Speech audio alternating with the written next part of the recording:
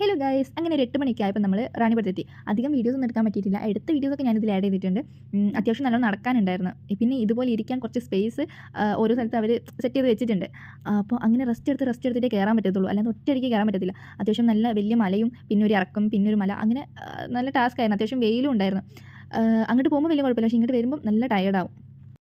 ഈ പൊരിവെയിലത്ത് ഒരു തണൽ കണ്ട സന്തോഷത്തിലാണ് ഗൈസ് ഞാൻ ഈ മല കയറുന്നത്. ശരിക്കും താഴെ കൂടെ പോയാലും നമുക്ക് നമ്മളെ സ്പോട്ടിലെത്തും, പക്ഷേ ആ ഒരു സ്ഥലം കണ്ടിട്ട് എനിക്ക് കയറാണ്ട് പോകാൻ പറ്റില്ല. അത്രയ്ക്ക് അടിപൊളിയായിട്ടുള്ളൊരു ഹലോ ഗായ്സ്, ഒരു അടിപൊളി സ്പോട്ട് കിട്ടി. കമന്റ്സ്